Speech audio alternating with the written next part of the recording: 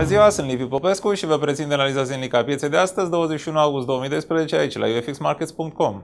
Bursele de valori din SUA au închis ziua de tranzacționare aproape fără modificări, după ce BCE a negat planul de limitare a profiturilor obținute din vânzarea obligațiunilor blocului euro.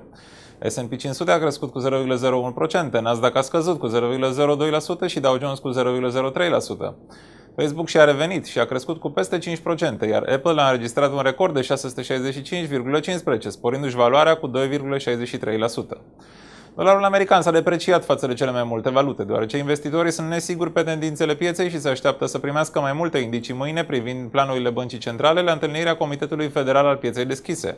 În plus, liderii europeni se vor întâlni pentru a găsi o soluție pentru criza datoriilor. Locard, membru CFPD, va face azi declarații.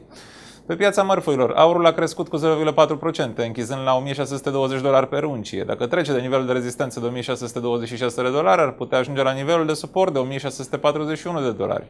Dacă va rămâne însă sub $1.622, se așteaptă un declin de până la $1.596. Țițeiul a scăzut ușor, dar se află în continuare la cea mai mare valoare din ultimele 3 luni, deoarece investitorii se așteaptă la o creștere a prețurilor bunurilor. Tendința rămâne bullish cât timp este tranzacționat peste nivelul de $95,7, iar dacă se depășește pragul de $96,7, creșterea ar putea fi de până la $97,7. Euro s-a apreciat ușor față de dolar, după ce BCE a negat raportul conform căruia s-ar fi introdus un prag limită pentru cumpărarea obligațiunilor. Dacă se tranzacționează peste nivelul de suport de 1,230, momentumul perechii va fi pozitiv și ar putea ajunge la nivelul de rezistență de 1,24, dar în caz contrar ar putea ajunge la 1,2220.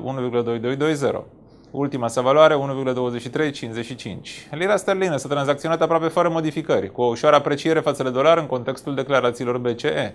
Tendința pentru această monedă rămâne bullish, cât timp prețul rămâne peste 1,5670 și se află aproape de nivelul de rezistență de 1,5750. Ultima sa valoare 1,5720.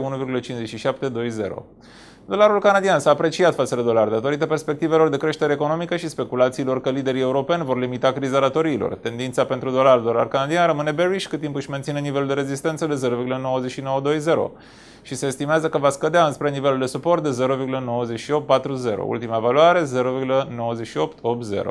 Asta e tot pentru astăzi. Sunt Liviu Popescu și v-am prezentat principalele informații ale pieței valutare aici la ufxmarkets.com.